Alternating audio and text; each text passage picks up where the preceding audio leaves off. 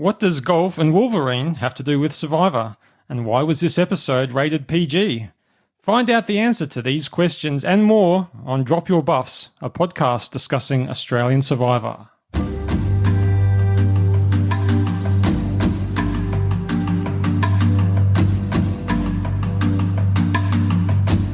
On this episode, we'll be discussing the Australian Survivor episode that aired on Sunday, August 21st. So if you haven't seen this episode yet and don't want to be spoiled, please about face your canoe and start paddling back now.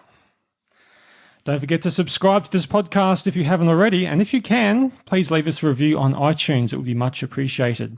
You can follow us on Facebook and Twitter, or just go to dropyourbuffs.com for more details. And before we get started, and before I introduce Craig, my co-host, I'd just like a quick shout out to Glenn and the guys at the Aussie Tech Heads podcast. They're a great podcast talking about IT news on a weekly basis. They've been going for about 10 years, and I've had bits to do with them over the years. And so if you're looking for that kind of a podcast, I highly recommend it. Craig, how are you? Oh, I'm excited, Stuart. How are you? Yeah, fantastic. It was a great episode, wasn't it? It was a very, very solid start. Very, very impressive. Now, did you think it came up right at the start, rated PG for coarse language? And I was thinking, gee, this is a Survivor first. Well, I was not so much the Survivor first for me, but I mean, it's a 7:30 time slot on a Sunday night. There's a lot of kids still watching, and I thought, yeah, I wonder what this is going to be about. But we found out. Well, we can't actually say the word on air because we're trying to maintain our clean rating on iTunes, so we can't say the word. But it did start with S. But something else I thought, PG, rated PG. You know what I thought that meant actually? Oh no, I don't know what you think that meant, Stuart. Well, poor graphics. Poor graphics, you think? And what I mean is why were they telecasting it in standard definition? Well, that is very interesting. It looked terrible, especially a show like that Samoa looks beautiful. It did. It looks fantastic. I've seen the US Survivor in high def and it looks amazing. It does, yeah. Why are they showing this in standard definition? I don't know. That's a question for Channel 10 and the production company that put it together, I guess. Don't know. Can't answer that one. And before we get off just that little intro with JLP there at the start with the water and the blowhole or whatever that was there. You know, we talked about last time. I said JLP just reminds me of a bit of Brian Brown, a little bit sort of early Brian Brown, which you weren't really buying. And I'm still not seeing that, Stuart. I've been thinking about that for days, and I still can't really see it. Mate, look, I'll go along with it. Well, okay. Well, I've worked out the full package, and apparently I'm not alone on this. Oh, right. But his accent, because he spent a lot of time in America, his accent is a bit, it's not fully Australian. It's a bit of a, it's like twang. It's a bit of a mixture. And I realised who he sounds like. Who does he sound like, Stu? Greg Norman, who spent a lot of time in America. He does sound a bit like Greg Norman. If you hear some of the words he says, sounds a bit like Greg Norman. Yeah. And he comes out in the opening scene with these massive biceps and these bulging veins, and he's Wolverine. Looking fit. Yeah, he's Wolverine. And I wasn't the only person who said that he looked like Wolverine. So he's basically Brian Brown, sounds like Greg Norman with the arms of Wolverine. Well, that's a recipe for absolute success. So I don't know how you can possibly top that. So, well, they had the first challenge straight off pretty quick. What was that challenge, Craig? Oh, that was the it was a choice, but it was collect the food and get someone out to the pontoon as quickly as possible to get the fire. But they couldn't actually make the bid for the fire until I think everyone had to be in the canoe, didn't they? Yeah, I was a bit I was a bit unclear about the rules. Unclear what the rules were, because I thought at the start it was a kind of a choice they had to choose. But yeah, so I was a bit confused about that. But it was quite funny to see Agonau's canoe flooded, which is really, that really set the scene for the whole episode for that did. tribe. When you think about a few things that happened during the course of the episode, it didn't start well. It didn't start well, and it was a little bit No, it really set the scene for them. So, and Sam from Sanapu was the one who got to the barge. I tell you what, he's an impressive swimmer, that Sam. He just sort of, good on Peter, the air traffic control officer starting out before him, and off he headed. But it was Peter, wasn't it? I'm not sure who it was. I'm pretty sure it was Peter. And then Sam, though, he just dived in and away he went, and he never looked like missing. He very strong swimmer, very impressive swim out to the pontoon to get it, and obviously a great start for the tribe. That's right. Well, then we came back to we came back to the tribes. They were back at their own beaches after this challenge, and we had Kat. Kat was there taking The charge. lovable dictator. Yeah, so I guess we could already see this sort of confrontation brewing between her and Kat. And I think, did Des say something like, "What did your army teach you?" Was that what it was? That wasn't at that point. It was a little bit later on. But before we get onto that, though, it was interesting watching that tribe arrive, just literally arriving at camp for the first time. So they're walking down the beach. Yeah. And even then, you could see that Des was perhaps a little bit on the outs. He was a couple of paces behind. He was down the back of the line. But wasn't that like that when they were marching to tribal council at the end? Pretty much the whole way through. So it's sort of, I saw that long before I knew what the outcome of the episode was going to be. Saw Des down the back and thought, oh, this isn't looking too good. They then had their brief little conference on the beach where they had a quick introduction of themselves, and then it was like, I'm going to do this, I'm going to do that, you're going to do that, and Kat was allocating the task. And then they scattered. And so they never really, and look, maybe it was the editing, but they never really seemed to come together as a tribe right from the very start. And I really think that set the scene for everything that happened next. Well, after seeing all the previous survivors that I've seen before, what I thought was happening when Des didn't seem to be doing any of the jobs around, he was sort of dawdling around the camp basically, and everyone else was doing other things. I thought his ulterior purpose for that was he was going to look for a hidden immunity idol at camp while the others were off doing something else. I thought that's what he was doing, but apparently wasn't that at all. Well, if he was doing it, it wasn't edited into the show, but I'm pretty confident he probably wasn't doing that. Well, then they take us to Vavau. Is that how you pronounce it? Vavau? Yeah, that's what I'm saying, Vavau. Vavau? Yep. And Craig tells us that he's not you, Craig, but the Craig on the show. Yep. Tells us that he's a proud gay man. He did say that. He can cook, listens to Beyonce, and he can be a bit of a, can we say in our G-rated podcast what he actually said? I better not. Anyway, he said at times he's not very nice. Well, I know that they always say Survivor it's a game about characters and character types, and so they always pick certain sort of types. So it was kind of funny that he almost cleared the air with regards to what his type was straight away. So pretty open, wasn't he? That's right. Yep. I thought it was interesting the way Vavau got together. I mean, they're all there, and I can't remember who it was, but someone said in one of the pieces to camera that now we all hope someone here would be the leader and someone would be able to build a shelter. But we ended up with a tribe where no one can actually do that. But I like the way they went, look, we got no idea what we're doing. We don't know how to build a shelter. Hey, we're hot. Let's go and have a swim. But I actually think it was a good thing because they went and sat in a circle. Quite the contrast to what was going on back at Aganoa, who've scattered to the four winds to do various different things. That's right. These guys are already getting to know each other, sitting in a circle in the water, having a laugh, carrying on, having a good time. And I really think that got them off to a really good start in terms of getting to know each other.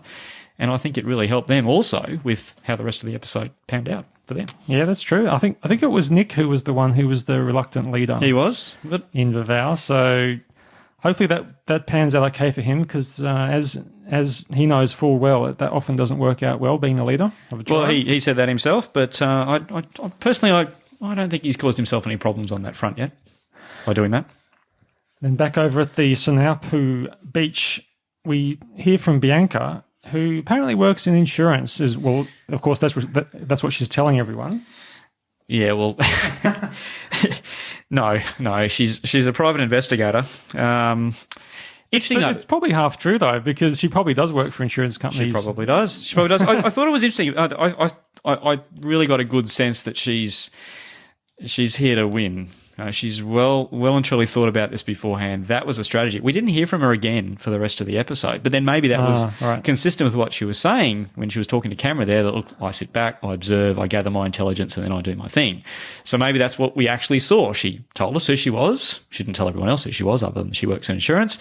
And then she did that, and then now she's sitting back and observing what everyone's up to and formalising a plan. So I'm looking forward to seeing how Bianca progresses in the game because I think she's going to be quite strong and could be there a while. She does seem like a tough customer. She does. What do you think about Connor? Oh, Connor strikes me as a really nice guy. He's got this wide-eyed excitement about him. I don't think he can actually believe that he's actually there, that this is actually happening. He's a Survivor super fan. He loves it. When he told the story about how the night he found out he was on the show, he went skipping down the halls and carrying on and was really excited. And there he is just going, oh my gosh, I can't believe this is happening. Then you can see the frustration when he does something so silly as to just do a bit of a burn on his hand, and he's out there by himself, and you can see how upset he was with himself. And you can see he was already sort of, oh, I've hurt my hand. He's not quite sure how to deal with it. He's really, really, really wants to do well, and he's so excited. And then he does that. But look, he seems like a guy that wears his heart on his sleeve. And I think Connor's going to be one of these Survivor cast members who have a really interesting personal development journey as they go through, like we've seen in some of the American series. Is he really a super fan? He loves the show. His description? Because I don't think he actually says super fan on his bio, but he did say that he loves it and he watches it. He did actually say that in the show last night. So. Well, he obviously didn't see season 2 then, did he, of American Survivor, where was it Michael Scoop and got burned? Which was ironically set in Australia as well, but maybe not. I don't know, but no, he's. I'm going to be very interested to watch Connor's progression through the game. Did you notice the spelling of Connor's name? Dude, he's got an E in it. That's right. It's a bit unusual, and you wonder, is that how he's going to play the game? Will he be a Connor? Oh, I hadn't thought of that. See, it's a double meaning. I don't know. I don't know. As I said, he strikes me as someone who wears his heart on his sleeve, so I don't know whether he's going to be that sort of player. As I say, looking forward to seeing his journey. Well, then we go back to Aganoa again, and no fire. No fire, no. So no fire. No fire for them. Then back to Snaupu, and they're working pretty well together. And we start to see the first glimpses of some strategy going on. It seems to be started by Flick. So Flick is talking to Connor about an alliance with maybe involving Matt, Sam, and Brooke. This is pretty much, I think, the only bit of strategy we saw in the whole episode, which is a bit disappointing. And it was interesting too, because Connor wanted to shake on that alliance right at the start, and she said, "No, we don't need to do that yet." Which again, I think is that evidence of Connor just being so excited and just wanting to get in there and get underway with this. So I thought that was really interesting. But you're right; it was the only explicit talk we saw about actual alignments of people into an alliance. There was you sort of saw a few people throughout the game who were sort of hanging out together. I think it was Lee and Rowan at one stage were out surfing together, and we saw that at one stage. But yeah, you're right. That was the only time when there was actual talk of an actual alliance.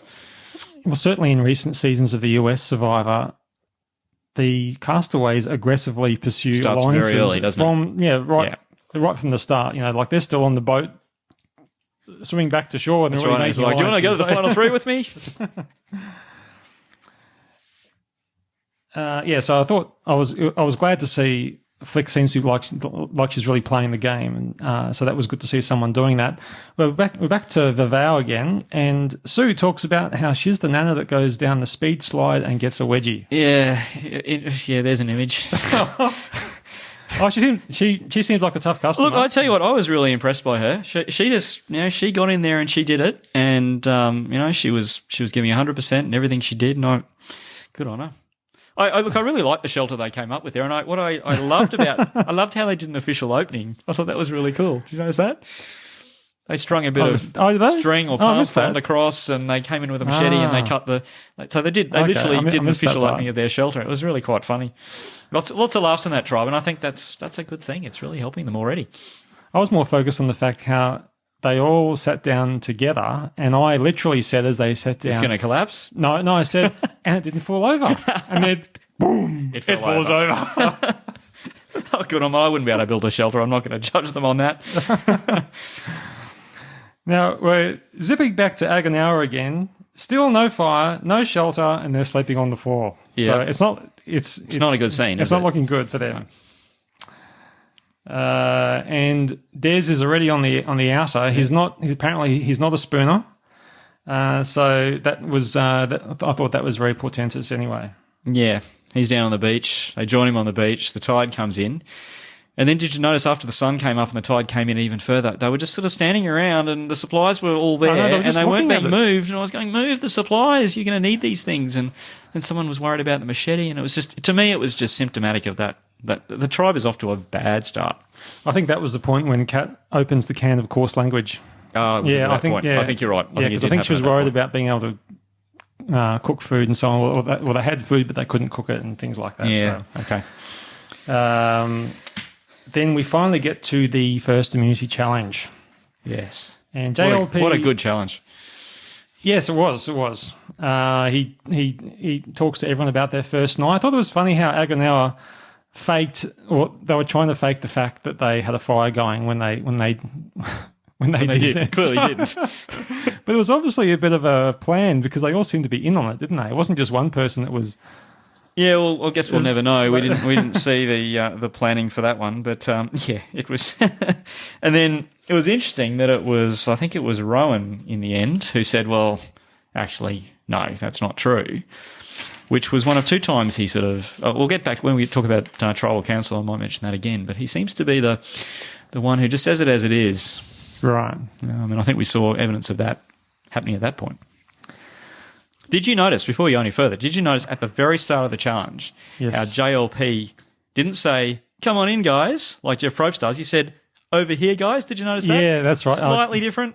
I did rewind that part because I was trying to work out, was this the first catchphrase that he's unleashed? But no, it wasn't. No, it was close. It was close. It was close.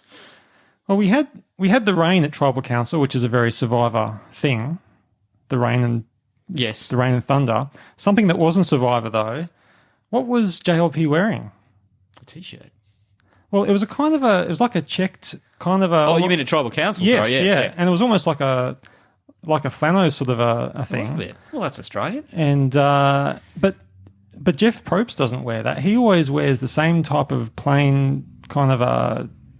Like a khaki type. Like he's on safari in Africa or something, isn't it? Anyway, apparently they're made especially. They don't buy them off the rack or anything. They're made especially from scratch, especially for Jeff. Apparently. Did you know that? Well, sorry, I think I've jumped ahead there. We'll go back to the challenge. Yeah, good idea. I liked the fact that the filming of the challenge and the way that when they first explain it and they have those sort of faceless demonstration castaways, as I call them, all that was exactly the same as the US Survivor. So that was great to see that. All that felt very, very authentic. So that I agree was with that. And I thought as we saw the challenge, it was a very physical challenge. Kylie looked very strong. But Sam particularly basically pulled up his entire team over that. He was amazing. I mean, I mentioned him earlier with the great swim he did in the Get Fire challenge at the very beginning of the episode, and there he was, hauling people up, pulling them up by their pants and getting them over. It was a very physical challenge, but it was a great first challenge, I thought. Did you notice? And we didn't actually get to hear anything from Barry on that whole episode. He wasn't. No. He wasn't spoken to, but there was a little bit there halfway through that challenge where there's just a little glimpse when he looks directly at the camera, which is a bit of a no-no really for that sort of. I didn't notice that actually. Reality TV. No, yeah, it was just for like a split second. You can see that he looks at the camera, and I'm surprised that they hadn't cut that bit out because it just sort of takes you out of it. Well, while we're talking about some production glitches, there was one actually at the beginning of that challenge. Now, this is a minor thing, and I'm not a video editor, so I don't know how hard it is to edit these things out. But at the very start of the challenge, all the survivors were lined up, ready to go. You had JLP standing there. They had a close shot of him, I think it was. No, sorry, it was a wide shot of all of them, and you see him lift his hand up in the air to say survivors ready. They then cut to a close-up of him, and you saw him lift his hand again. Right. Little bit of a continuity glitch there. Right, yeah. Oh, very good, Craig. Yeah, well things like spotted. that. You got to get those things right. I noticed it. So we had Vavau and Sanap who were so basically leading that challenge with Argonu very much falling behind, and we finally get to the final part where they have pulled the chest to have the puzzle pieces, and it gets to the last phase of that challenge where they have to solve the puzzle. And they've got two people to solve the puzzle for each tribe. So they've got Kate and Des doing one of them, Flick and Matt, and Sue and Andrew are the other puzzle solvers. Yeah. Interesting pairing, isn't it? I just wonder about the strategy. They got Kat and Des together doing a puzzle after they had so obviously clashed from very early on. What was the thinking there, do you think? It does seem very strange. It wasn't really explained as to where that came from. Or I can understand why Des might have wanted to do the less physical part of that challenge. That makes complete sense to me. It was tough. It was obviously tough getting over all those obstacles and the way people were having to get dragged up. So I completely understand that. But I just thought the pairing with Kat was just I just was scratching my head about that one. Well, that challenge was eventually won by Sanapu, so it was won by Flick and Matt, solved the puzzle first, and second to Vavau and Argonoa going to Tribal Council. Yeah, it was a bit of a shambles at the end there, wasn't it, for Argonoa? And the first and second tribes, they both got flint as well. So they did. Yeah. So everyone sort of they've got fire at that stage. Rowan, he's first up, saying he thinks the fault lies with the puzzle makers, Des and Kat. So.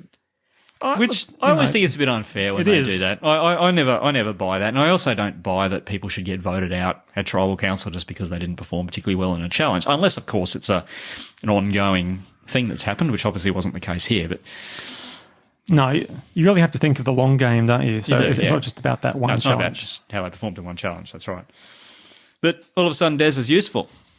Realises he's in a bit of spot of bother. And all of a sudden he's useful back at camp. Oh, actually I can build a shelter. Maybe I should help them do that. I mean, yeah, it's odd strategy. It was an odd sort of a thing, wasn't it? You think that even for your own sake that you would want to have a shelter that you can sleep on and be comfortable. So at least for that reason you'd want to build it if you thought you were the best person for the job. I mean, playing the villain is a perfectly valid strategy in Survivor if that's what he was doing, but you've got to be very clever about how you do it in the very early days of the tribe. Because that's when all the relationships are cemented. He was obviously antagonistic from the start, and then I think he then made himself look a bit malicious because suddenly it's like, oh, actually I can do this. And they're going, well, why didn't you tell us this yesterday and help us with this yesterday? And so I think by that point people must have been going, well, what on earth are you playing at? So I think his fate was sealed by that point. Should we go to Tribal Council? I think we should go to Tribal Council. So we're at Tribal Council. It's raining, which, as I said before, very, very Survivor-ish. This is where Des is accused of holding back his skills. And that's what I was talking about earlier with Rowan. It was Rowan who raised that and said, well, look, hang on, this is a bit weird. So that's the second time in the episode where Rowan sort of said, no, this is how it is, and everyone needs to know that. I thought it's interesting. Kat talks about the puzzle, and she said that Des wanted the lead as he doesn't take direction, apparently, and therefore they didn't work well as a team. So you wonder why they were even put together as a team in the first place. As I said before. Maybe Des should have done the first stage of the challenge, because given that his current job is a courier, maybe he was in a better position to deliver the puzzle pieces to the to the table. Maybe we'll never know, will we? Would have been hard for him, I think, because it was a very physical challenge. Yeah, as I said earlier, I think I can understand why he was involved in the puzzle solving, but maybe it was the pairing with Kat. Anyway, well, I think that we come to one of the best moments for me in that episode, and that is the bit when Kat and Des are talking in Tribal Council, and Kat's trying to be very at this stage she's being pretty diplomatic, and she's saying it's not like we don't like each other, and Des says, sometimes I don't like you. Yeah. So I'm not sure why he was quite so blunt, because he was really pushing it at that stage. Continues to rain. Yeah. And Des says that while he's doing his vote, he says, Kat, I'm voting for you. I don't like being told what to do. Only my wife does that. Yeah, and I can't remember a situation where they've all been able to hear what the person up voting is actually saying to camera from way back where they're sitting. I don't remember that happening before. But that wasn't the case, though, was it? Maybe it was the editing, but I got the impression they could all hear exactly what he was saying.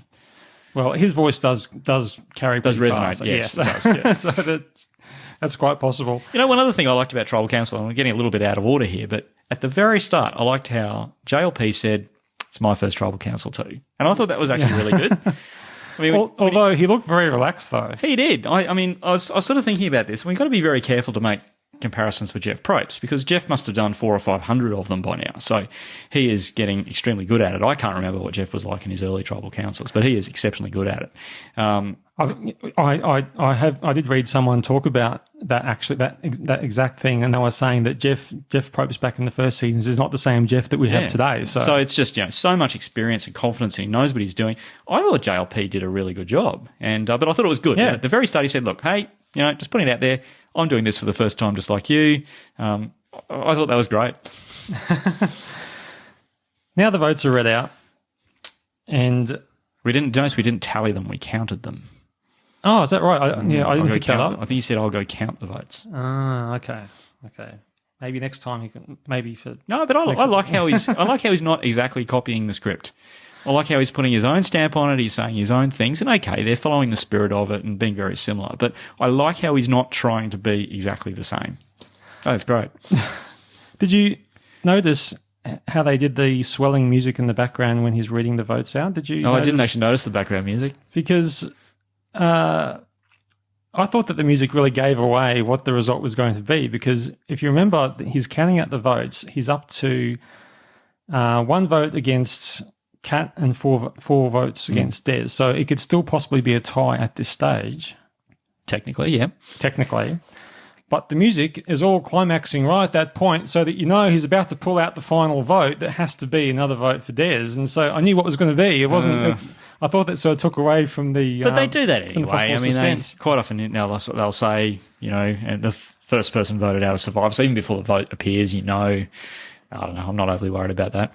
But I didn't notice it anyway, so it obviously wasn't a concern for me. And that finished that tribal council. At least Argonoa finally got Flint, so hopefully they can use the Flint to light the fire. Yep. And Des's final message was to his tribe. He said that there's a tempest sea in front of you, so be prepared. Yeah, wasn't that interesting? What's he getting at there? Well, actually, I've got another clip that I thought I'd just play from Des, and this was back before the show started. And I think some of this has some relevance now. Then I'll do whatever I have to do to make sure that the targets are on someone else's back is bigger than mine. You've got to have someone out in front of you. The mental side of the game is one of my strengths. I know about group dynamics. I know how to control it. I know how to pace it. And I think that's key to being successful in this game. Well, that's right. Well, that didn't really pan out very well for him, did it? So what's he saying? Is he planting a little ticking time bomb there somewhere? Is he messing with their heads as his last, as his little parting gift to them as he exits stage left? Is that what this is about? I don't know. He sort of seemed to have a certain game plan before he went into it, and then he did something completely different when he got on the island. So I'm not really sure what was going on there. Anyway, that was Des. That's right. Well, that's our first castaway voted off the island now. Des from Argonoa. That's very sad music, isn't it? It is sad music, but I think it's important to look back and to recall all the previous castaways, because in the old Survivors they used to have this big charade at the end when they used to revisit all the old tortures of the previous people who'd been voted off and so on, and it was all very emotional, and that's been lost from current. So we're bringing it back. Is that what you're saying? Yes, that's right. We're bringing back the love. Yes, so that's a good thing. Des, the tribe has spoken. And that takes us to the end of this particular episode. Did you have any best moments, Craig? Oh, look, I mentioned it before. I was just so impressed by how strongly Sam is playing the game. The great swim he did, the way he got in and built that shelter. I think he's a powerful looking character, and I think he's going to go a long way. Yes, yep, I certainly agree with that. I had more of a funny sort of moment to bring up as well. What was with Kat and the teeth flossing? The teeth flossing by it was someone else. I'm not sure who it was. I don't know who was doing that either. Someone else was flossing her teeth, and I mean, they've only been on the island for 3 days. It just seems like it was. It's a bit 3 days. It's a bit drastic. Was it 3 days or 2 days? It's a long time to go without cleaning your teeth, though. I reckon I'd be. I don't want to even think about it. Well, now I think we're up to the next part of our show, where we're going to talk about some tweets. Although that was really more like a chicken cluck, wasn't it? That's a chicken. Well, think of it as was it Mark the chicken? Mark the chicken from last season. Mark the chicken. Okay. Yes. I'll go with you on that one. Well, I thought that there were a few good tweets that I happened to see last night as I was watching the show. We've got the first one here, at Hi, this is Nathan. That's his handle. He says, I love that guy who said, it's the modern day Hunger Games, as though the Hunger Games were a thing that used to happen, which is a very good point. It's getting a little bit dramatic though, isn't it? Another one, the Twitter handle is at Tarnrider. He says, I do wonder how legit Des was as a contestant or how much he was a planted character directed to spice up an ep or two. Nah, I don't think so. I think he was genuine. He was he almost seemed like a cartoon character. Like he was just so over the top. It was, I don't know. I mean, I did wonder. That did cross my mind. No, I'm pretty comfortable. He was there for the right reasons. Another one we've got at Mitch Fell. He says, I don't want people to know I can act. I think he's referring to Evan. And then his response was, buddy, you're a drama teacher, so you most likely failed at it at some point already. So that was a bit cutting. It is a bit cutting. And the last one I had was from at Fraggle73. Got a feel for Des's wife. Her 55-day respite has been destroyed. How about you, Craig? Was any Twitter? I don't have any specific ones to read out, but there was a little bit of chatter on Twitter last night about, again, a lot of it was about Des, and there was some suggestions that he might be, well, we all know Alf from Home and Away, who very iconic character on Australian TV. He, there's some suggestions that Des might be either his understudy for the show or maybe even his brother. I thought that was a bit interesting take on it, and more than one person was suggesting that. So really, a few people were talking about. I must have missed that one. Comparisons with Alf from Home and Away. Now, have you, just before we finish up, have you got any other Survivor news, Craig? A little bit of news. Took the opportunity to have a look at what Jeff Probst from the American version of the show has been tweeting lately, and he's been a bit quiet. And it turns out the reason he's been a bit quiet is because he's been filming the latest series. Not sure where it is. So he last tweeted at the end of July, and he made the comment in that tweet that the next US series will go to air in America in September. Now, if, as normally happens, Channel 9 shows that here very shortly afterwards, we could have a very interesting situation where we've got Australian Survivor showing on Channel 10, and we have the American version showing on Channel 9. Channel 9. Isn't that an interesting prospect to look forward to? Well, I think Twitter's probably just going to explode, basically, because I think last night, wasn't there something like, I think I saw somewhere they said there was 10,000 tweets. I'm not sure over what time, but really? basically. There were that many? Yeah, there was. Wow. It was something like that, because every time I kept checking, there was another 500 tweets. So, wow. So imagine having two survivors going at the same time. I think there'll be a meltdown. Can we keep up? Look, it's very exciting. Overall, I have to say I was pretty impressed with that episode. I think I think I said last time that for me it was really important that it looked, felt, and sounded like Survivor. It did all of those things. I thought Jonathan LaPaglia did a great job. I think it's a really interesting cast. Samoa will be the star in terms of the location. I think it's a very, very solid start. That's right. No, I think it's off to a great start, and it's great to finally do the first podcast for the first proper episode. That's all I've got for tonight. So thanks for joining us. We're going to go and watch Monday night's episode right now, and we'll be back to record that podcast and give our thoughts. So for more details, have a look for us on dropyourbuffs.com and subscribe to us on iTunes. Thanks very much. Bye. See you later.